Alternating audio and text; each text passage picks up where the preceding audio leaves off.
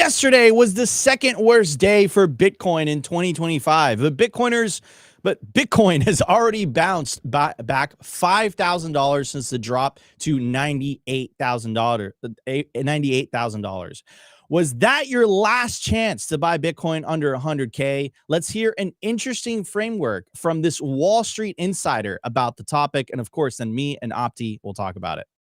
And the market for sort of crypto native retail is just more depressed than I've ever seen it. I think that market is close to a bottom. It's hard to find a crypto native investor who still has much enthusiasm for the market.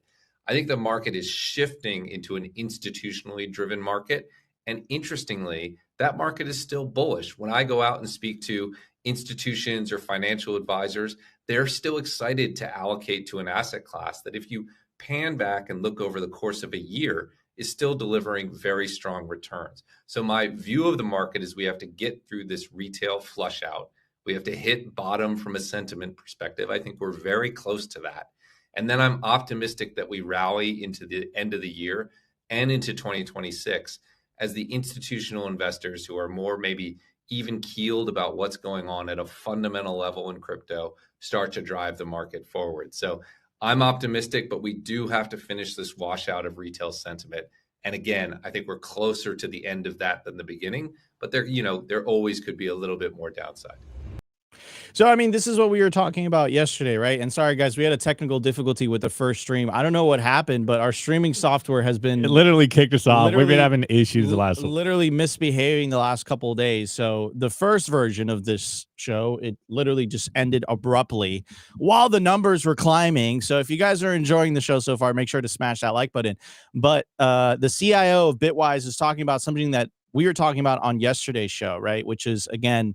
This is a totally different market. This is not a retail-driven market anymore. This is an institutional-driven market. And this is actually something that I was talking about yesterday in the beginning of the show.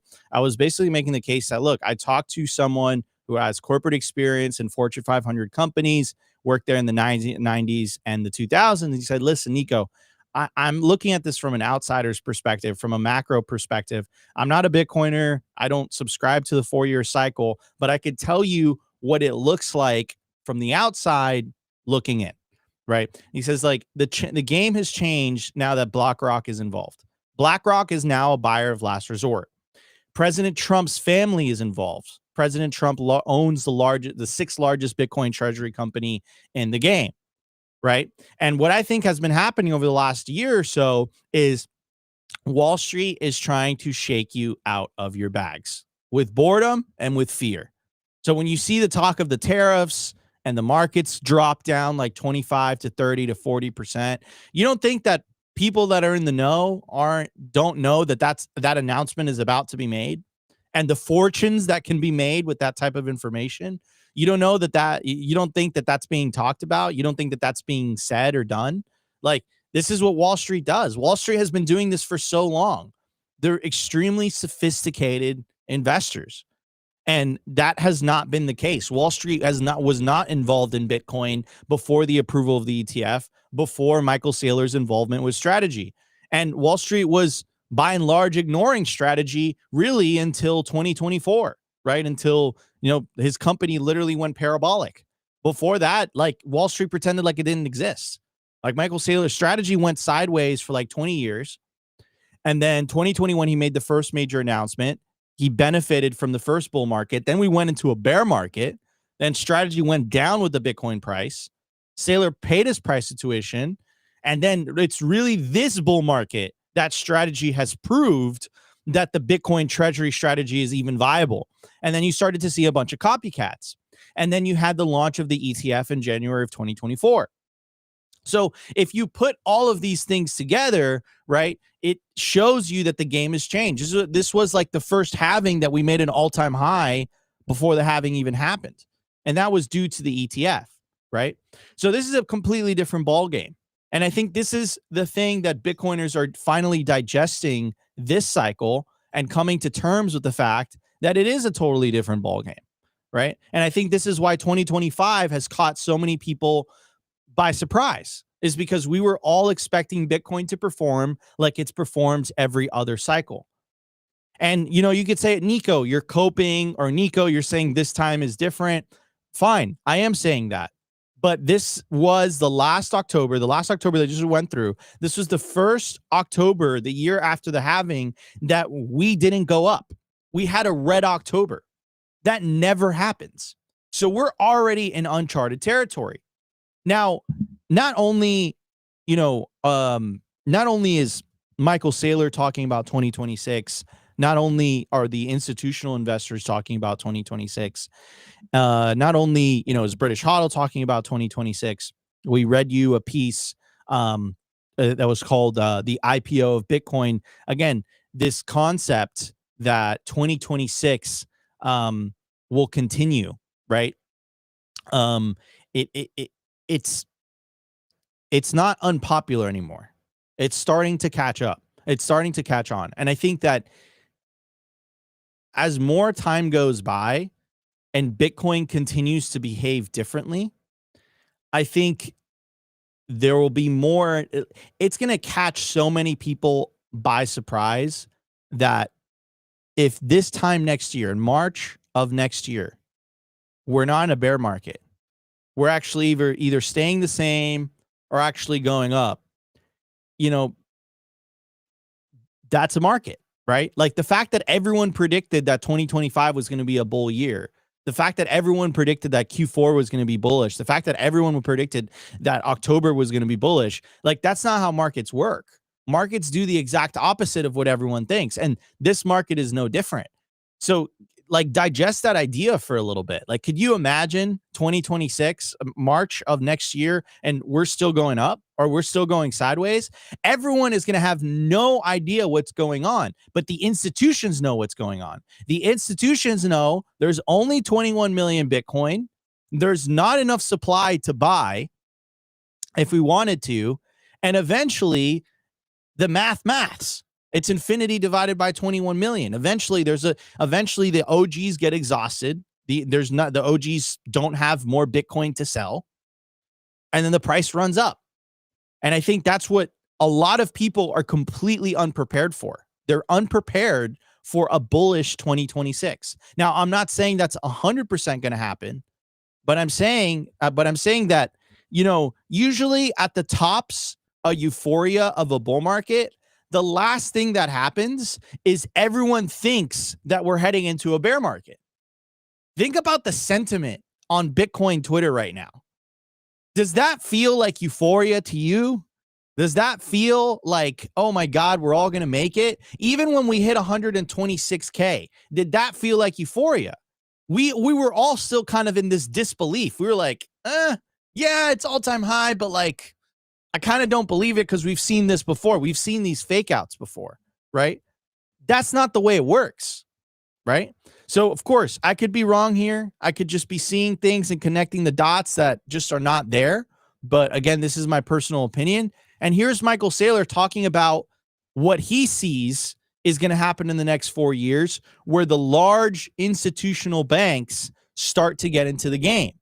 Now, it makes sense why Jamie Dimon changed his tune not too many days ago, right? We played you guys a video. Jamie Dimon was notorious for talking ill about Bitcoin. Like, he was notorious for it.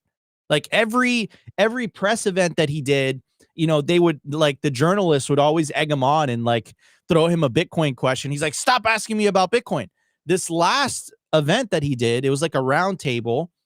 He actually talked positively about, not Bitcoin specifically, but about crypto in general. He says it's not going anywhere. Do you think that's a coincidence? Do you think all of a sudden he's part of a charity? Do you think all of a sudden he's found Satoshi and he's like, oh, I see the light. This money's broken and Bitcoin's going to fix things, and it actually gives the opportunity to the young to make it? No, of course not. He sees an opportunity to make a profit. And that announcement, that change in tune didn't come too much after the fact, where he basically conceded and he said, you know what? We're going to allow our customers to buy Bitcoin, right? I don't like it, but we're going to allow our customers to buy Bitcoin. Why is he saying that? Because he probably had a lot of customer demand. And then all of a sudden, when he sees the customer demand and he sees the money that he's making for it, he's the same reason that Larry Fink changed his mind. Do you think Larry Fink changed his mind from calling Bitcoin an index of money laundering to, hey, you know what? Like preaching Satoshi's gospel to the world and saying, hey, you know what? Bitcoin is a non-sovereign alternative to fiat money. Do you think Larry Fink is just doing that for, shits and giggles? No, Larry Fink is doing it because the Bitcoin ETF is the most profitable, successful ETF launch in human history. That's why he's doing it. He's doing it because he's looking out for his bags. Right. And this is the beauty of Bitcoin's alignment of incentives. Now, Saylor has another prediction. Now, Saylor's been pretty on point with his predictions. His price predictions, we'll put that aside, but his predictions about Bitcoin in general, what was going to happen, the regulatory environment, all these things, Saylor's been pretty on point. So in his latest prediction from one of his latest interviews, he's talking about the involvement of the big banks in the United States and how they're going to get involved in the Bitcoin industry, offering Bitcoin custody and actually buying Bitcoin themselves. So let's check out the clip. Then, of course, me and Opti shall talk about it like always. You guys know the deal here on Simply Bitcoin. So let's line it up. We'll play it, and then we'll talk about it. You can imagine that the banks were afraid to get involved with crypto under the previous administration. Getting a supportive White House, a supportive cabinet, a supportive head of the Treasury, and then a law that says that it is legal for you to do this, I think was pretty important. Then that has resulted in an avalanche of institutional adoption. And now you have companies like JP Morgan, right, and Bank of America and Wells Fargo and BNY Mellon and PNC Bank and Citi that are all announcing their support for this asset class. And if the trillion-dollar banks are willing to custody and they're willing to extend credit and they're willing to handle the asset class and they're willing to bank the crypto industry, that's really the necessary condition to 10x from here. Like Bitcoin got to 100,000 without their help, but getting to 1 million requires the banks to bank the asset. And so the next 4-year period is really about banking Bitcoin and the support for digital assets in general by the major establishment of bankers in the United States. And everybody else in the world, right? You can imagine the bankers in Australia, Canada, Singapore, the Middle East, and Europe, Mexico, they all follow the U.S. banking standard. And so what you have is an avalanche or a sea change here, and the headwinds have become tailwinds. Okay, so that's what got us here. Let's just talk about the short term, 2025 year end. Where does it end up? Because I've heard everything from 100 to 200,000. Yeah, well, the consensus of all the equity analysts, and there's like a dozen of them that cover our stock, is north of 150,000. Our corporate guidance is targeted at $150,000 by the end of the year. Right. So there you have it. You have Michael Saylor again dropping 150K. That's what he thinks is going to happen towards the end of the year. I don't know if we have enough time to do that. Like, we have less than 2 months, to be honest with you. I think that's an overly bullish target. I mean, could you imagine us telling ourselves that in the beginning of the year? Like, I think we would have been a little bit depressed. Thank God we don't know the future.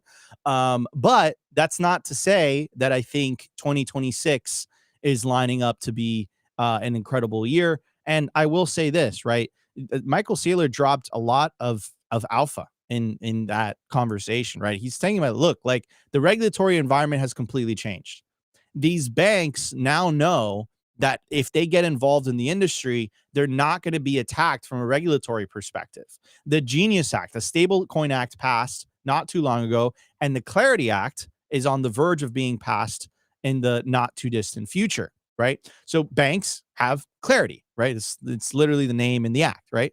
And they feel like they're like, okay, we're not going to get attacked from a regulatory perspective if we start getting involved in the industry, we start offering custody for the industry. And what Saylor is saying is that that's actually a necessity for Bitcoin to go from $100,000 to the next price, which is $1 million, which, I think that's what all Bitcoiners are anticipating, expecting. I hate to use those words, man, because 2025 was the year of Bitcoin taking your expectations and just grinding them into very small particles of Satoshis, right? And saying, I got different plans, but that's how markets work. Like if the mainstream is telling you something's going to happen with Bitcoin. From all my years in Bitcoin, what I've noticed is that Bitcoin does the exact opposite. And I think this time is no different. What I'm paying attention to, what I'm noticing is right now, the consensus is 2026 is going to be a bear market. The non-consensus is 2026 could actually just keep going. And it could be this weird thing where you don't have this crazy parabola. You don't have this like crazy, 50, 60, 70, 80% market drop. It could be this like slow, consolidated stairway to heaven. Like that could be what you're witnessing, right? So it could be that Bitcoin pumps, drops 10, 20%, consolidates a little bit, drops maybe 30%, chop solidates for 6 months, and then it pumps up from there. I think that could be the market. I think things have changed since the institutions are here. And you know who got it right the moment he came on the show? And I think we were still in denial. Mauricio called it. When Mauricio, co-founder of and that Ledin, was like 6 months ago. Co-founder of Ledin, when he came on the show, he said, look, Nico, I think things have changed. And I'm like, what do you mean things have changed? He's like, look, like, I think what you're going to see now, since the institutions are involved, is this staircase, up to the moon. You're not going to see this crazy retail-driven parabola. And if I were to ask you guys, where is retail? Retail doesn't even know Bitcoin exists right now. Like, if you look at the Google Trends, like, when was the last time you got into a cab or an Uber and you heard the Uber driver talk about Bitcoin? That hasn't happened to me since like 2017, bro, right? Hasn't happened to me. So retail doesn't believe Bitcoin exists. Retail got absolutely wrecked with the meme coin mania at the end of last year. And now you have institutions that are slowly, methodically, and strategically gobbling up all the supply that's being sold to them by the OG Bitcoiners that bought Bitcoin for under $100. And I think that's where we're at right now. But if I were to describe that whole situation to you, right, what I just described to you, what was the essence of 2025, right? The end of the year could be different, but what was the essence of 2025? If I were to describe that to you, you would say, this is different. Like, we're in uncharted territory. Like, Bitcoin is behaving differently. It's not the same as it was before. And I think this is what a lot of us are coming to terms to. Like, if you're, a retail and individual participant buying Bitcoin and putting it to self-custody, you're looking at it and you're like, what happened to this thing? This used to be fun. Like, we can't even beat gold, bro. Like, Peter Schiff took us out to lunch this year. Like, what's going on, right? So I think the good times are coming, but I think the institutions need to get their bags packed first before the plane takes off. So anyways, I do want to say hi to everybody. Smash the like button if you guys are enjoying the show. If you're watching us on YouTube, Rumble, we just broke 500 live viewers, surprisingly, on YouTube, because the first stream just got, I don't know what happened over here with our streaming software, but we had to start the stream up over again. So we're back, and, the streaming, we're able to make it to 500 live viewers on YouTube, which is always a good sign. Shout out to the Rumble audience as well. I love you guys. Appreciate it. And of course, shout out to the X audience as well. If you guys are enjoying the show on any of those platforms, including the podcasting platforms, make sure to smash that like button. Give us a follow. Really, really helps with the algos. And unfortunately, we're not able to stream to Nostr today. We tried the first time, but then I don't know what happened. So Opti, I'm going to pass it on to you, my friend. 2 great clips. First from Matt Hogan, CIO of Bitwise, and then Michael Saylor. And I don't know if you saw the lower third of that Michael Saylor clip, but the lower third literally said banking Bitcoin, right? Banking Bitcoin. What taste does that leave in your mouth, bro? Like pennies, like a bunch of dirty pennies in my mouth, to say the least. But I really want to talk about the Matt Hogan clip, because one, I think this is the general sentiment that we're all feeling right now. Well, actually, rewind a little bit. From everyone that I've been talking to, and I was telling you guys this yesterday, even the most bullish people that I know right now are feeling as if the bull run is over. As I told you yesterday, even Luke was feeling bearish yesterday, and I was actually feeling kind of bullish because as I made the case, I think the 50-week moving average is what's holding up the price. And as I was talking about this on the show yesterday, it was below the 50-week moving average. But if you look back at what happened yesterday and the close of it all, the 50-week moving average held it up perfectly. And why am I bringing this up again? It's because it sounds exactly what Matt Hogan said, but in a different kind of respect. The main takeaway that we've been talking about and kind of relaying to you guys and maybe wrapping our heads around for the last couple of weeks is retail was nowhere to be found in 2025. Obviously, retail chases the price pumps. They're nowhere to be found. And you could say that's a few different things. One, Bitcoin hasn't really done anything. And two, I think retail really just has no money right now. I mean, if we're going to use some examples of where just Main Street is right now, I think looking to what New York just did last night is probably a good example of where kind of the mainstream consciousness is from someone that's not in Bitcoin and really not traditionally financially savvy. Just look at their new mayor and it kind of explains a lot of things. Fiat money, most people are broke right now and they have no excess wealth. So that they're basically looking for handouts at this point. And so, one, Bitcoin hasn't done anything. We all know retail chases Bitcoin's price. Two, they don't even have any money to invest in Bitcoin. And I think that's like the biggest thing. I'll add to what you're saying, dude. I think the result in New York last night, and of course we're talking about Mandami winning the election. I think the significance of that is that he was running on a purely socialist platform. Like, he openly calls himself a socialist. Now, there's 100 years of, and you guys know we're free market maximalists here at Simply Bitcoin. We don't really, throw our hat in the ring politically unless, certain political candidates back up pro Bitcoin policy. Not a big fan of what happened to the Samurai Wallet developers. So, but again, beggars can't be choosers and politics is messy. But I think one of the reasons as to why Mandami won in New York yesterday, and people, forget the lessons of the past and think, hey, let's try this socialism thing, is I think he tapped into something specifically in the youth. And I think he's absolutely correct. And the affordability crisis and the inequality that the United States is going through right now, most of the West, like, the fact is that if you're a Gen Zer or if you're a millennial, you can't afford anything. And I think Mandami tapped into that. And I think that's why he won the way he won. Now, I think the solution that he has proposed has been tried and tested for over 100 and doesn't work. And for over 100 years, and different continents and different countries, and it just doesn't work. That's not a good solution, in my opinion. But why did he get elected? That's something to pay attention to. And exactly. If you're going to these out, like, I'll put it to you bluntly, guys.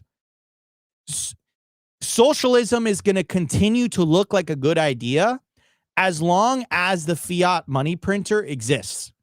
As long as there's a central bank, the very idea of socialism seems viable because money comes out of thin air, right?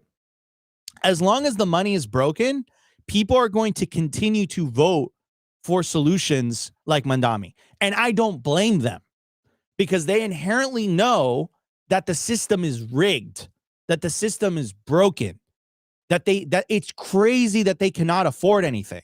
Like, they 100% are correct about that.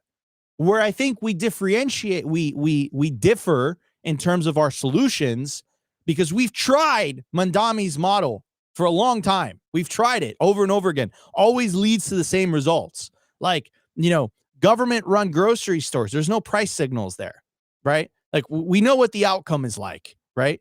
But again, do you blame people? Do you blame people? They can't afford rent, and he's going out there and saying, hey, I'm going to freeze the rent. Of course, like, as a young person who can't afford anything, you're going to be like, that sounds like a fantastic idea.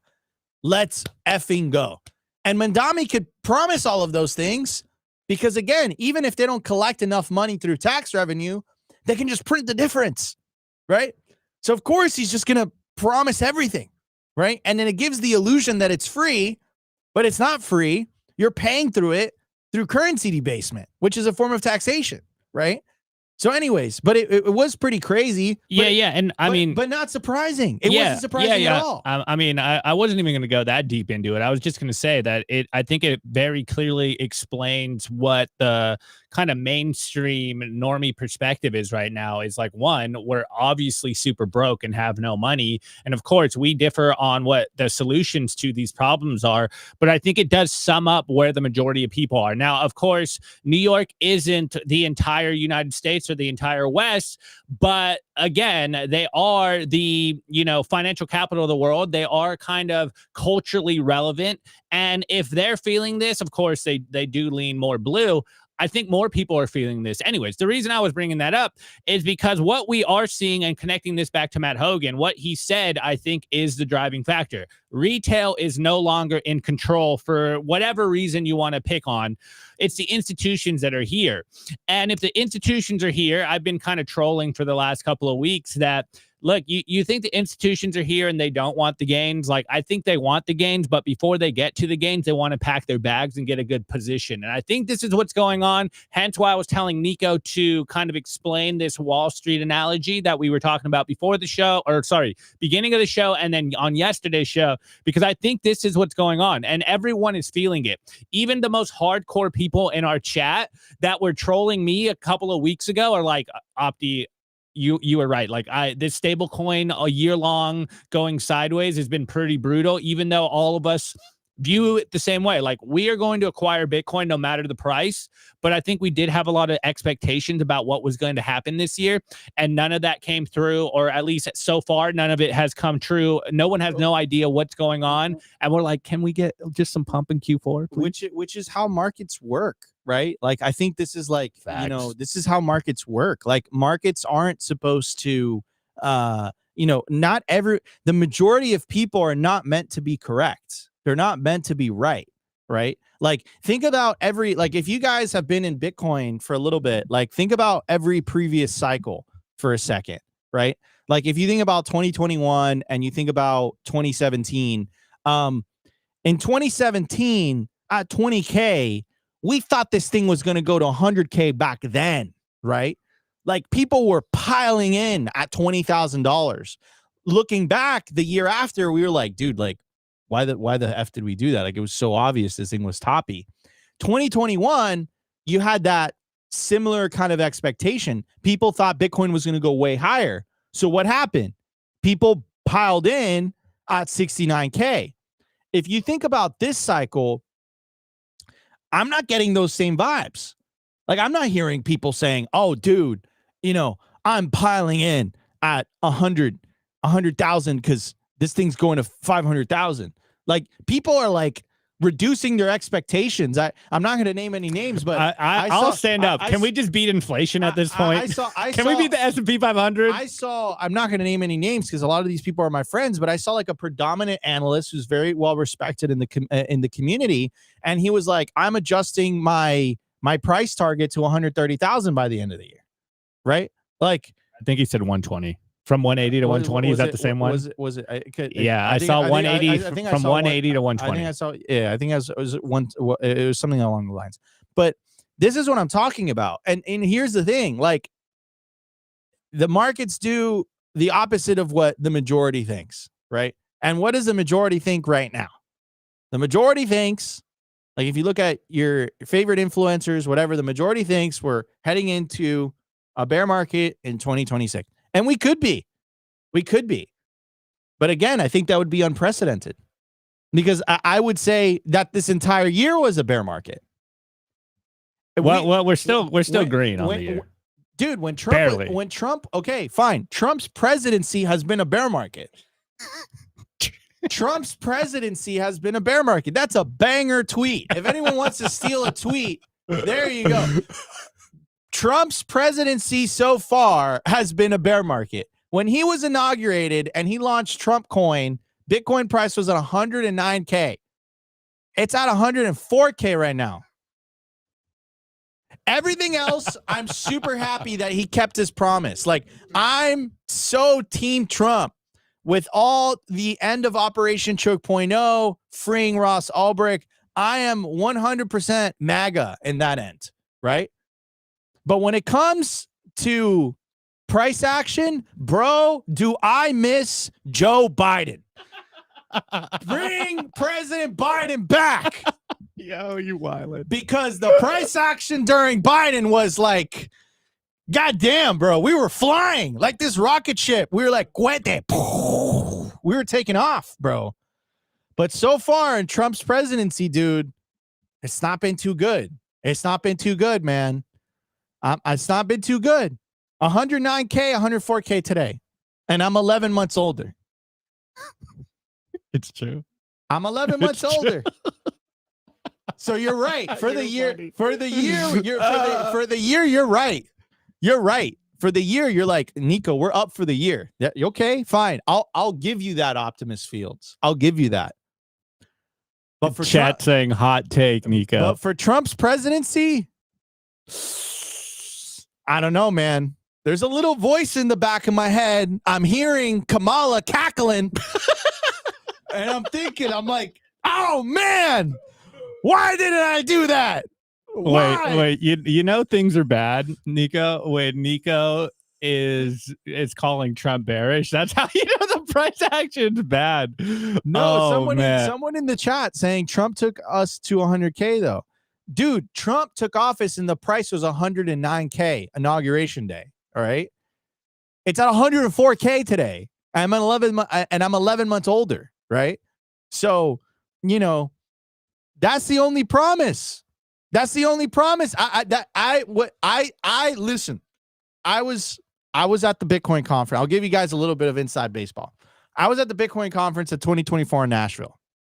And we were at the desk. We were at the news desk, you know, the one that our friends over at Bitcoin Mag host. And I remember vividly, like it was like, and this was like when the numbers were high, and it was like they got like 1 million views off that video. And they're like, hey, Nico, like, would you want to go on the desk? And I'm like, actually, no, I want to go see Trump talk, right? Like I want to go see Trump talk in the audience because I thought it was a historical moment. And, you know, I was clapping and I was like, this is fantastic. We survived Operation Choke Point 2.0. This is great. Whoop-de-doo-dah, you know. But he did promise us we were going to go to the moon. So he kept every other promise. But the most important promise, Bitcoin hasn't mooned, bro. Bitcoin hasn't mooned. Nico. Yeah. I got a question for you. Yeah. Are you trusting the plan yet? I don't know, man. I don't know, dude. I don't know what to believe at this moment. I'm having mixed feelings, bro. I'm having mixed feelings. Like when I see the price starting to come alive, and we get all excited, like this last time where we went to 126K, right? The price was coming alive, right, Opti? We were like, yo, bet. You know what you say, bet. Like, bet, big bet. We're going higher. This is fantastic. This is great. Trump goes on Truth Social and he's like, 100% tariffs against China. Boom. Massive crash. Like, at least Biden couldn't even tweet. Wait, Nico. Are you having fun playing with your Bitcoins yet? At least Biden couldn't even tweet, bro. Like, oh, man. Well, you know, one thing's changed in 11 months. What? That you can make that joke right now. What do you mean? I'm not going to rehash it because that was a wild joke. That was a wild. Anyways, let's if you didn't catch it, then we're good to go. If you didn't catch it, then we're good to go. But Sophie caught it. Anyways, we are 11 months older. Price is 5K down. I'm actually a little more. That was a great Nico Jones rant. Fundament. Wait, get me off screen. Oh man. Nico's missing Kamala apparently. I'm hearing her cackling in the back, bro. I'm hearing her cackling. Yeah, I should load it up to the sound sample. Anyway, Nico, let's keep it going. We've been going kind of long. But people are Anyways, loving it. They're like, this is a comedy skit. It is a comedy skit. Anyways, of course, we love the Trump administration. I think what they've done for Bitcoin has been fantastic. And of course, just the Republican Party has had a more pro Bitcoin, policy. Of course, the price has been disappointing. And I'm looking at it like that. But of course, I'm just speaking my mind. This is why you guys tune into the show, right? To get entertained. Are you not entertained? I wish I had the gladiator meme playing right now. But anyways, let's see as we head into the midterms next year. 2026 is a midterm year. It's very important, guys, that you support pro Bitcoin candidates, anti CBDC candidates, regardless of political party. Now, as things stand, it's a little bit partisan right now. But hopefully those things change into the future.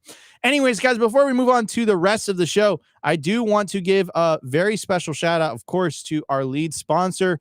Simply Bitcoin would not be on air without our sponsors. So I do want to give a shout out to the best place to build your automatic self-custody Bitcoin stack, bitcoinwell.com. Buy real Bitcoin. Exchanges sell you Bitcoin IOUs. They hold your keys. We deliver real Bitcoin to your private wallet in minutes. When you buy Bitcoin on Bitcoin Well, as soon as the funds clear, it goes straight to your self-custody Bitcoin wallet address. It's a non-custodial exchange, which perfectly aligns with the Simply Bitcoin ethos because self-custody is the revolution. If you're a higher net worth individual and you want a very similar service, you have to check out Bitcoin Well Infinite. Bitcoin Well Infinite is an OTC desk designed for higher net worth individuals, family offices, trusts, and organizations. It's a white glove service. Go check out bitcoinwell.com/OTC today. And of course, tell them your friends over at Simply Bitcoin sent you, and they'll take very good care of you. All right, everybody, no more delay. Let's jump straight into the show. We have tons to talk about today. We're going to be right back in just a bit.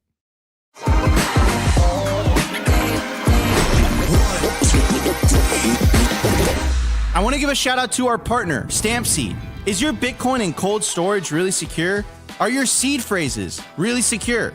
Stampseed's do-it-yourself kit has everything you'll need for you to hammer your seed words into commercial-grade titanium plates. Instead of just writing them down on paper, paper is fragile. Titanium plates are strong. Your words are actually stamped into the titanium plate with this hammer and these letter stamping tools. Once the words are in, they aren't going anywhere. No risk of the plate breaking apart and pieces falling everywhere. Titanium stamp seeds will survive nearly triple the heat produced by a house fire. They're also crush-proof, waterproof, non-corrosive, and time-proof. And now you can customize your titanium seed plates. You can upload your design or logo and they will laser engrave it on the back of your seed plate, the opposite side of where the words are. Stamp your seed on Stampseed and use promo code SIMPLY to get 15% off anything on the stampseed.com store. All right, everybody, we are back. At the time of recording, the Bitcoin price is $104,060. Block height, 922,353. Market cap, 2.08 trillion. Bitcoin versus gold market cap, 7.73%. We just broke 104K. Fantastic. Decline from all-time high, negative 17.5%. In the grand scheme of things, it's not too bad. It's a 20% dip. Feels like the sky's falling. Dude, it's a dip for ants. Come on. It's a dip for ants. Anyways, so before I went into full Kamala mode in the beginning of the show, jokingly, because 2025 has been a sideways year, I do want to give a shout out again to, I think that this year from a regulatory perspective, and it has been bipartisan. I do have to give credit where credit is due.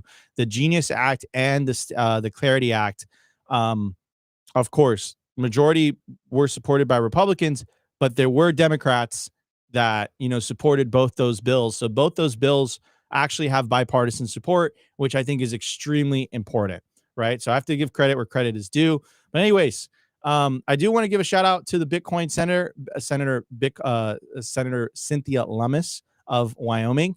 And I want to play you guys this clip that she did recently.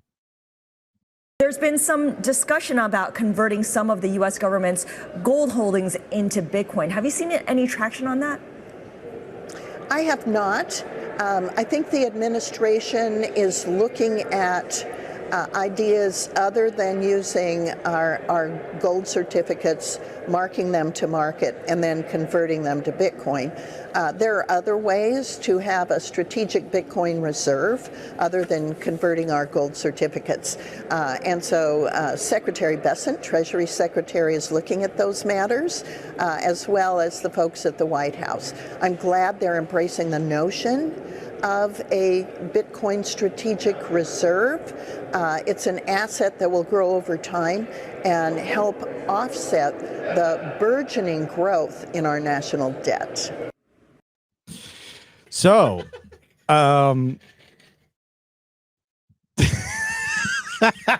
Dude, you caught me on that one. Oh man. No, I mean, I'm cracking jokes, guys. I'm cracking jokes. This 2025 has been, at least if the price were going down, we would feel something, right? Dude, I felt something yesterday. You felt alive? I felt alive again, dude. I like volatility. At least it's not just sideways action. We felt something. Remember, we wanted volatility. We weren't specific on which way it was gonna go. Yeah, I actually posted about that the other day. I said, dude, we got a 10K candle. It just went the wrong way. It didn't go the way we wanted it to. We got a 10K candle. It just went the opposite direction. So it's someone in the chat, quit doing that. So no, I mean, look, Senator Lummis has been fantastic. Absolutely love her, support her office and what she's done for the Bitcoin movement in the United States has been incredible. She joined the Senate Banking Committee, which I think was a huge deal. I had the honor of being able to interview Senator Lummis in DC earlier this year. So yeah, I mean, I think what she's doing is fantastic. But again, I think it was expectations. I think the key word here is expectations, right? I think that 2025 was the year of humbling expectations, right? Now, to be fair, again, we did get so much positive executive orders coming out of the White House, out of the Trump administration, freeing Ross, which was fantastic, ending Operation Choke Point 2.0 finally. I actually have a clip from the White House press secretary. And so the president is correcting that wrong, and he has officially ended the Biden administration's war on the cryptocurrency industry. And I think that's the message he sent with this pardon. Karen, yes. I'm back on. So again, pardoning a lot of executives from the industry, from CZ to Arthur Hayes. So again, I think it's been extremely positive and much better to where we were last year, where we literally felt like our industry was under attack. Opti and I were seriously considering moving to El Salvador because things were getting dark. And I could even make an argument that their stance, and I'm not the first one to say this, I think their stance towards Bitcoin, I think might have cost them the election, to be honest with you. Because Trump was able to build a coalition, including some ex-Democrats like Tulsi Gabbard and RFK Jr. that I don't think he would have ever built, in normal circumstances. So I think he was able to get some voters that normally wouldn't vote in that direction because, the hostile stance towards the industry that happened last year. Now, I think what is yet to be determined is whether and I mean, we do see some positive development here, right? From the Democratic Party with the bipartisan support of these last two bills. So I think that's definitely a step in the right direction. But again, one of the most worrying things for me was there was a bill that would specifically ban CBDCs, and the bill was voted like it went across party lines. So you had the majority of Republicans voting for the bill that would ban the federal government from launching a CBDC. And then you had the majority of Democrats voting for the bill, voting against the bill that would ban the federal government from launching a CBDC. And as single issue voters here at Simply Bitcoin, all jokes aside, right? You want to support politicians in your country that are pro Bitcoin, anti CBDC, because that is the future at hand. The future at hand is a Bitcoin future or a central bank digital currency future. There is no in between. They're trying to get rid of cash, and you have to decide on which side you stand, right? So I know that fiat politics is you know, it pushes away a lot of Bitcoiners, but during this transitionary period, I think one of the things that we've learned as a community, as a movement, is that, hey, if we come together, we actually make a very, very powerful voting bloc. And that's how we were ultimately able to get Ross Ulbricht free. So Opti, I know we're running long. I'm ranting today for some reason. What are your thoughts on this? For a little bit. What are your thoughts on this? We can actually continue this conversation. We could do a quick break. We're going to do a quick wait. I don't have much to say on this, to be honest. I think if you look at the clip on itself on the surface, obviously extremely bearish, considering that we were all told an SBR is coming. And the fact that Senator Lummis is like, there's nothing's been going on. Though I think the more bullish take on this is they are looking at other ways to figure this out. Maybe they will eventually scrap the budget neutral kind of handcuffs there. And I have a very easy way for them to do this. It's not going to be really beneficial for the American public, but I would love to see a capitulation where the Fed just prints money to buy Bitcoin. I mean, very easy solution here. You print money for other things. Let's just get it over with. Rip the Band-Aid. I think that's what Michael Saylor said needed. Like, the first country that did that would win by default, right? He said the first country. Are you tired of winning yet? I am tired of this winning. Yeah, for sure. I don't know what winning. I mean, again, dude, it's so like there's nuance to that question. That's an unfair question. Like, are you winning, son? Like, we are winning from a regulatory perspective, from not being witch hunted. Selfies giving me the eyes of it. From my wife is just saying no. She's not. She's tired. She's not. She's tired of not winning. Are you Team Kamala 2028? Oh, she's wow. She said yes. Oh no, she's just kidding. She's just kidding. So it's so crazy what it boils down to. It's like number go up. Hey, I vote for anyone to pump my bags. If we learned anything from the New York election, I will vote for anyone to pump my bags. Anyways, guys, we're gonna be right back in just a bit. We're gonna hit the news segment. I want to give a shout out to our partner, Ledin, the leader in Bitcoin-backed loans. Unlock the liquidity in your Bitcoin without having to sell your Bitcoin. They've issued $9 billion in loans to over 10,000 customers since 2018. I absolutely love these guys. Not only do I have an account with them, but I also have a loan. And what I love about them is that there are no monthly payments, and you could pay back the loan at any time. As soon as you send your Bitcoin as collateral, you'll have cash in your account within 24 hours. Over 1,000 five-star customer reviews, and they've never lost a single dollar or sat of customer money. Go to learn.ledin.io/simply today, and you'll get 0.25% off your first loan. I want to give a shout out to our partner, sat123.com. Sovereignty isn't just about your money. It's about your communications too. When the grid goes down, most people go dark. Cell towers fail in hurricanes, cyber attacks, and blackouts. But satellite phones, they don't rely on local infrastructure. Iridium has 77 satellites in orbit, giving you a direct line anywhere in the US, even offshore. If you hold your own Bitcoin keys, you should hold your own comms too. Sat123.com also has everything you need to start building your Bitcoin citadel. Starlink, battery backups, Faraday bags to protect your hardware wallets, and much, much more. It's a one-stop shop for anyone serious about resilience and off-grid independence. Stay connected, stay independent, stay sovereign. Go to sat123.com/simply today and use promo code SIMPLY to get 15% off anything on the store.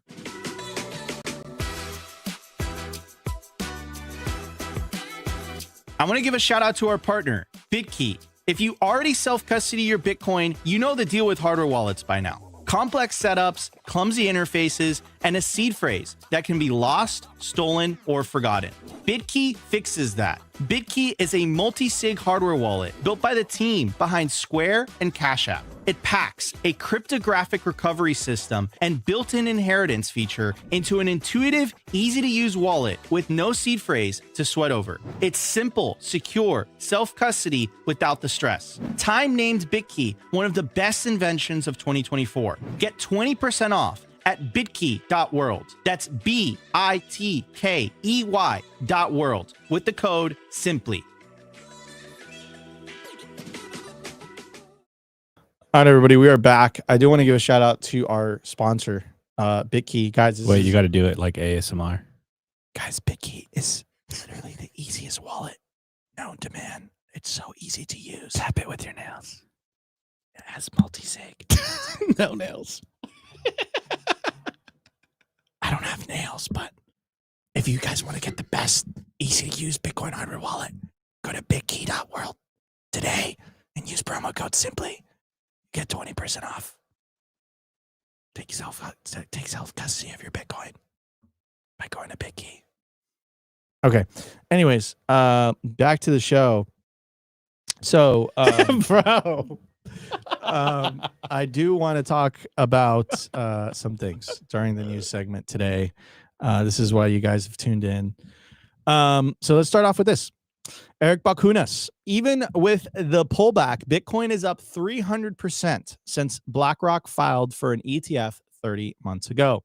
That's nearly 80% annualized. Relax, right? And of course, this is coming after the drop. Josh Mandel, prophetic post. People think that all of this was a mistake, an error, not possibly planned market manipulation, right? And of course, he's reposting Adam Livingston, who's saying the entire $2.5 trillion wipeout happened because two world leaders can't read. Trump misread export controls as export ban. Xi thought tariffs meant trade deal. Billions in liquidations, lives ruined. And Josh Mandel said, people think that all of this was a mistake, an error, not possibly planned market manipulation. Again, this is what I was saying in the beginning of the show. Pay attention, ladies and gentlemen. I get it. We're an entertainment show, but we do drop some signal while we entertain. He said, okay, so when it happens again in the first week of November, don't have a heart attack, please. That came out October 12th. Boy, oh boy, did he have another call. He called it. Did he not? I don't like this call as much. He called it. He called it. And it goes back to what I was saying, man. Like, you don't think Trump and Xi, some of the smartest, powerful people in the world, misinterpreted some words, and then the market slipped 20-30%, and you're trying to tell me that Barron Trump wasn't on his platform of choice, just there like hyperliquid. He's the hyperliquid whale. Oh, Dad's about to tweet. Short. Are you telling me that's not happening? Like, you know, again, put on your big boy pants. I think that's exactly what's happening. I think they're I think they're trying to shake you out. In my opinion. But anyways, no, without a doubt. But wait, Josh Mandel called the first week of November drop. It's what it just said. In the middle of October. Okay. I missed that part. So in the middle of October, he predicted the drop because he said, I wouldn't be surprised if the Trump administration said something again that would make the price to fall. Now, not much of a prediction, bro. He's wild with them tweets. With all that being said, I do want to end it with a positive note, because we weren't promised a Bitcoin age, but we were promised a golden age, and gold has been having its age. True. We really got to take his word. Along with Wall Street. Here's Treasury Secretary Scott Bessent, who's an absolute Chad, who wished Bitcoin happy birthday the other day, posted it on his X handle and everything. And he's saying, look, you know, America's golden age is coming. Now, does that include Bitcoin? Or does that only include gold? I don't know, but I'll play you guys the clip. And then, of course, me and Opti shall talk about it. I think next year we're going to go back to what we had in President Trump's first term, which was very solid, high, non-inflationary growth. So we're going to see very strong job growth. And Jesse, I think we're going to have what I call parallel prosperity. Main Street can do well, Wall Street can do well. It's been a long time since Main Street's done well, and that's what happened in Trump 1.0. Hourly workers did better than supervisory workers. The bottom 50% of households had a net worth increase that was higher than the top 10%. So we are going to see Main Street surge here along with Wall Street, which we've already seen. So I think it's going to be a great year next year. I think inflation's going to come down.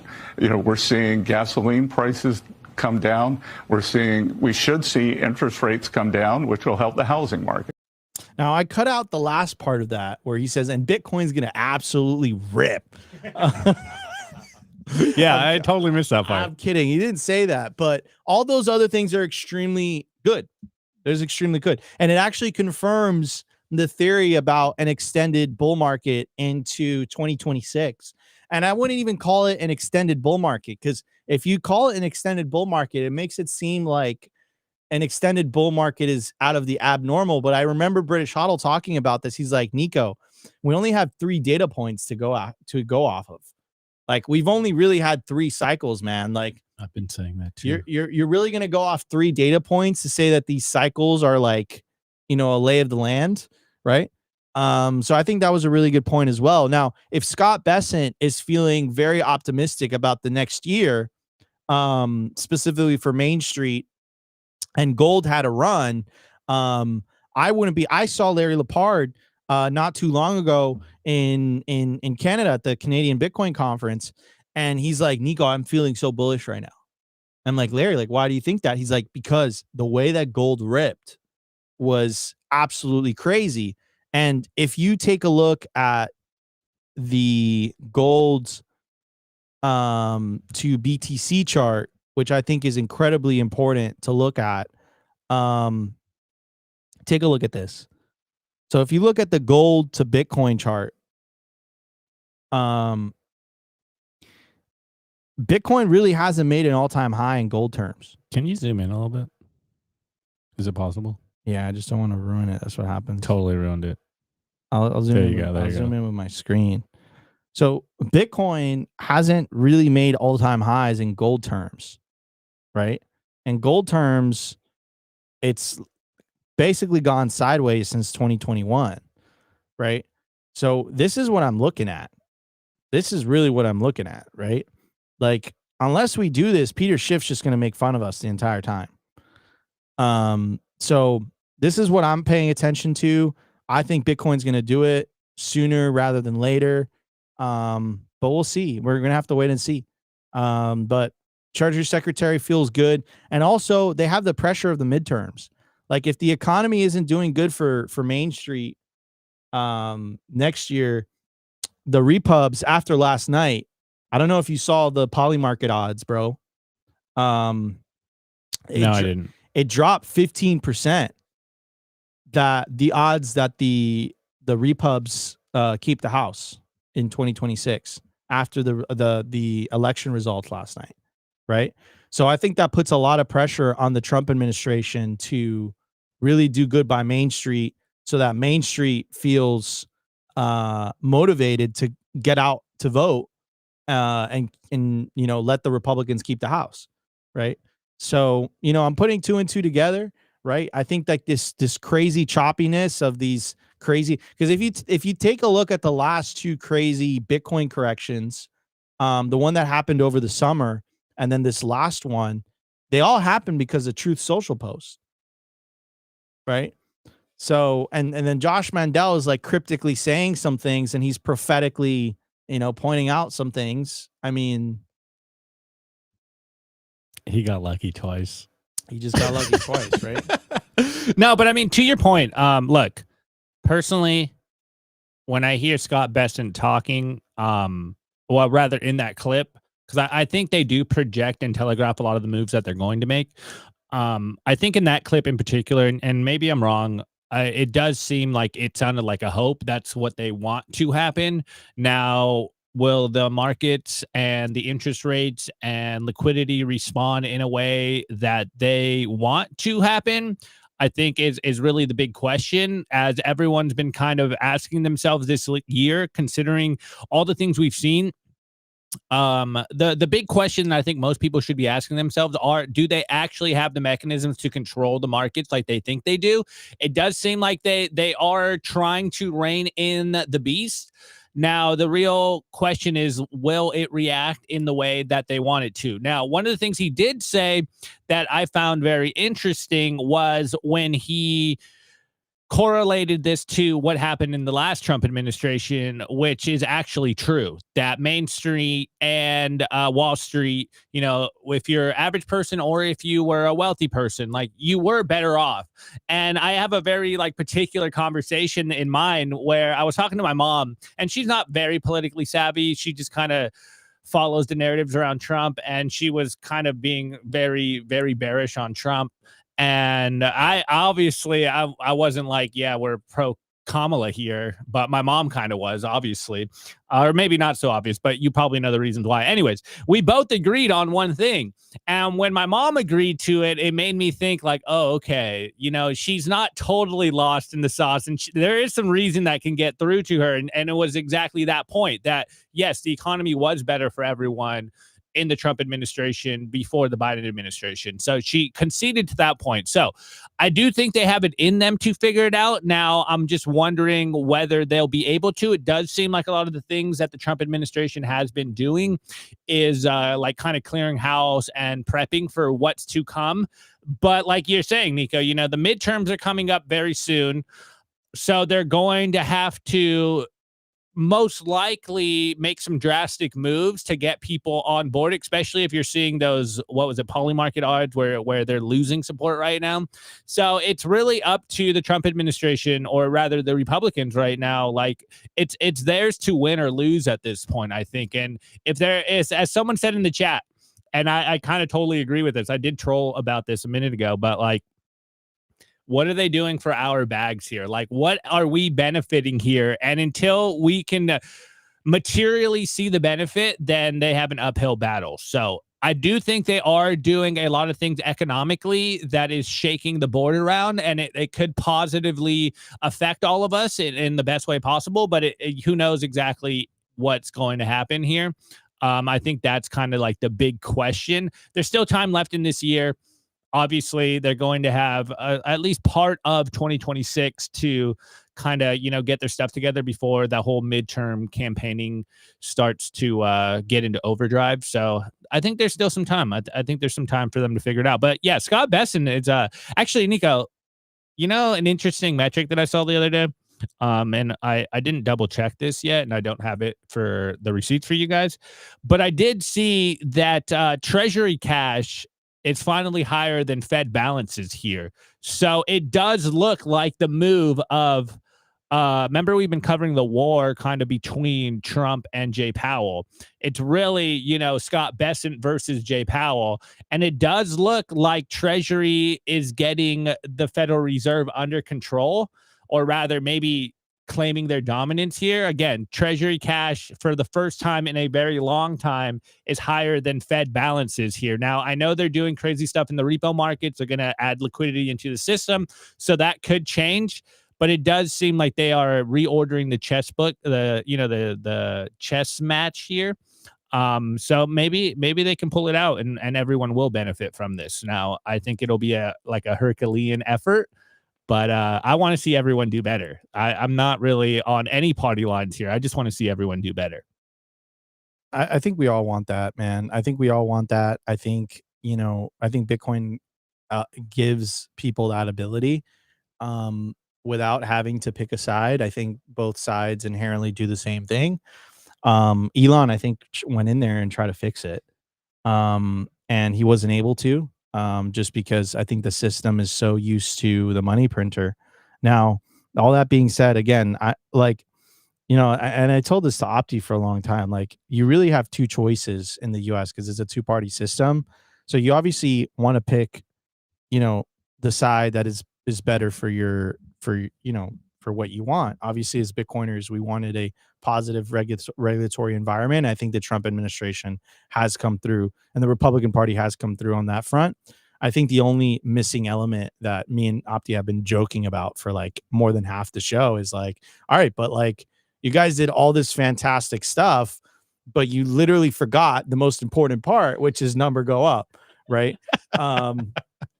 So, of course, we've been kind of like half joking, and, obviously the Trump administration isn't completely responsible for number going up, but those True Social posts aren't really helping with the 100% tariff announcements, right? But again, I think eventually, as the pressure comes from the midterm year coming, I think that they're incentivized for Main Street to do really well, and for Wall Street to do well. Like all sectors of the economy have to be doing well for the Republicans to even stand a chance at keeping the House next year. And after last night, after the blue wins in Virginia and New York City and New Jersey, I think that's a shot across the bow. That's a warning sign. Like, take this seriously, right? So, at the end of the day, human beings are creatures of incentives. And let's see what happens. But my personal opinion is I think 2026 could surprise everybody. I could be totally wrong. And in 2 or 3 months, we could be saying, but that's been the story of the show this entire year, bro. We've been just talking about the vibes and the current moment. I think that's all you have. All you have is the present, right? What is the source? My vibes. Vibes. Simply vibes. All right, everybody, we're going to get to the culture. I feel like this entire show was the culture. So I don't even know how the culture could one up this entire show so far. But I'm excited to see what Opti has cooking. Let's check it out. We're going to be right back in just a bit. I want to give a shout out to our partner, HIVE Digital Technology. Why HIVE in 2025? Unstoppable growth. As the first ever public miner, HIVE's position to quadruple their global footprint, making them one of the world's fastest growing miners in 2025. And with elite operations that consistently top the industry in Bitcoin mined per exahash, HIVE's now headquartered in the USA. They're lean and mean, they're green and clean, and they're rewriting the playbook on sustainable Bitcoin mining. You can catch the latest buzz at HIVE Digital Tech or at HIVEDigitalTech.com.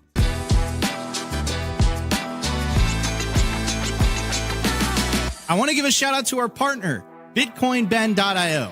If you're into freedom, Bitcoin, and building a real community, this is for you. Gain exclusive access to real-world, members-only, private clubs across the globe, featuring poker nights, expert-led classes, co-working spaces, educational meetups, live events, and more. Current locations include Sarasota, Nashville, Boston, Dallas, Las Vegas, and St. Louis, with new clubs launching soon in West Palm Beach, Scottsdale, Alabama, and beyond. Not to mention Bitcoin Bend's resorts in El Salvador. There's 3 of them, and they're absolutely beautiful. You'll also get access to the first fully backed Bitcoin bank with fiat ramps and savings accounts. It's called Private Key Bank, and you guessed it, it's based out of El Salvador. Go peer-to-peer with Bitcoin bulk buys, tap into home equity for long-term Bitcoin growth, and join their exclusive mining pools if you're interested in mining. What are you waiting for? Head over to BitcoinBend.io, join today, where Bitcoin meets freedom.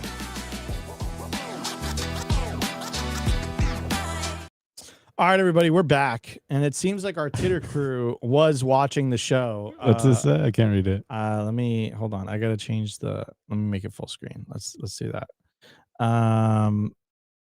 So where is it? I closed my shorts. Yeah. Baron Trump says open a 200x long.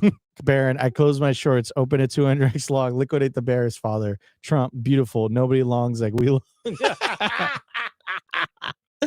Oh my god, that's hilarious.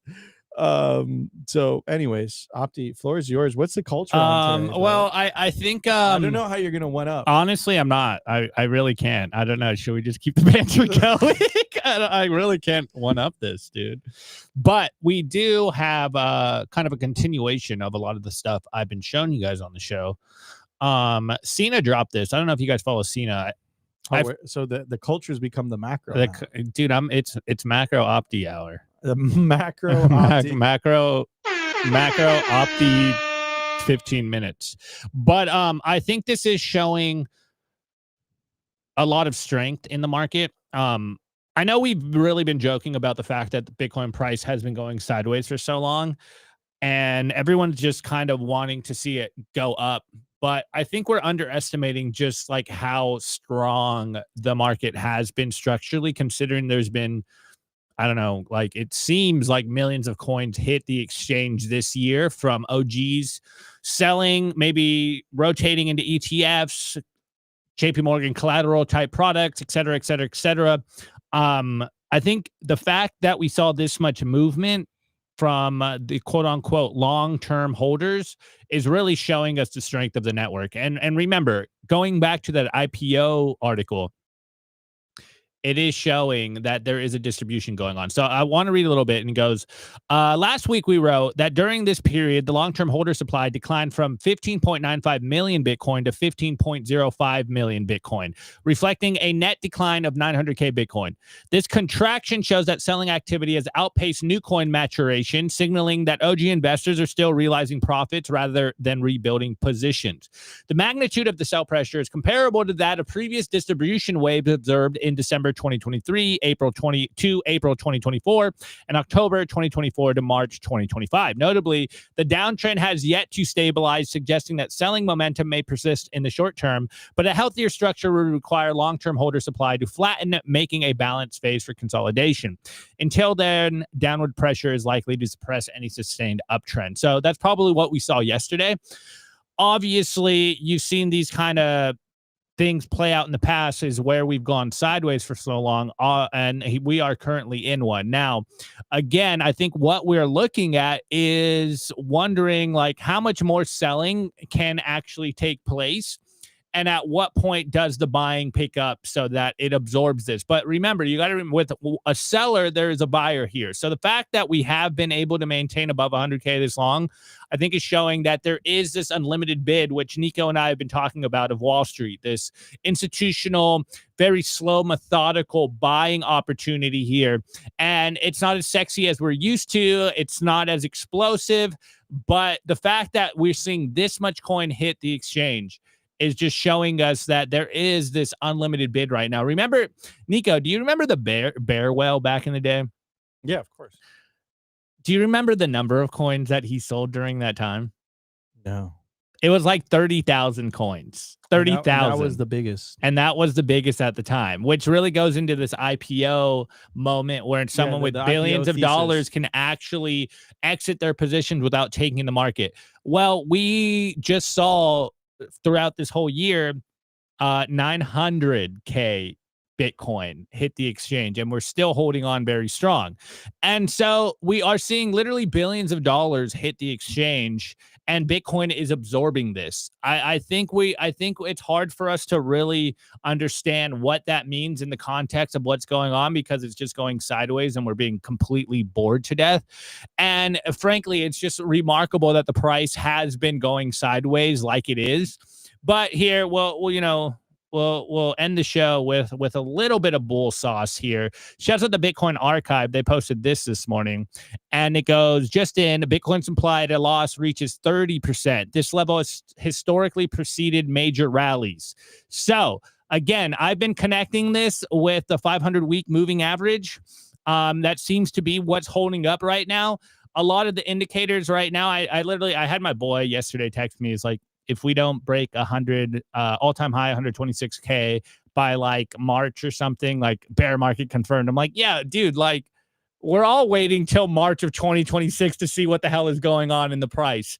But I think we're seeing like a new setup play out right now. And I don't want to chart boy on you guys because I was chart boying, but I'm feeling extremely bullish this morning. I literally came into our morning meeting with Nico and was just unleashing the hopium on him. And he goes like, don't even say it, dude. Do not say that. So I can't say it on stream because Nico thinks that the algorithms are listening to me. So I can't get as bullish as I want for you guys here because it's literally me speculating. I might drop a thread on it later just for shits and giggles because everyone's chart boying on Twitter right now. And I'm like, I got some chart boy, man. I got some chart boying here. You got to follow Opti's paid group. Yeah, my paid group is this show. So I hope you're following. Oh, speaking of that, guys, we dropped some merch. If you guys want to support the show. Wait, they're saying say why, Opti. Say why, Opti. If you guys want to support the show and keep Opti fed, go to simplybitcoin.com and get some of our newest merch. It's been literally flying off the shelves. So get yours while supplies last. Literally, like every single day we're making, people are buying the merch. So this is a limited drop. We do not drop ship any merch. We focus on quality over quantity. So everyone has a custom Simply Bitcoin logo and design. It says Bitcoin or slavery on the back. It's really, really cool. We pay attention to detail and the quality of the material. I guarantee you that this is the type of hoodie that you'll buy and you're not going to want to wash it because that initial comfort, right? You'll be like, wow, this is so comfortable. So if you guys want to support the show, of course, take care of your stack first. But if you guys want to support the show, of course, check out all our partners and check out simplybitcoin.com today. And see us next week at Mining Disrupt in Dallas, Texas, November 11th through the 13th. Again, you can get a discount using the description, using the link in the video / description. Guys, that was the end of the show. I hope you enjoyed it. We took a more entertainment focused approach. I had way more fun today. We made some jokes. That was fun. That was a good time. So Nico didn't yell at me for jokes today.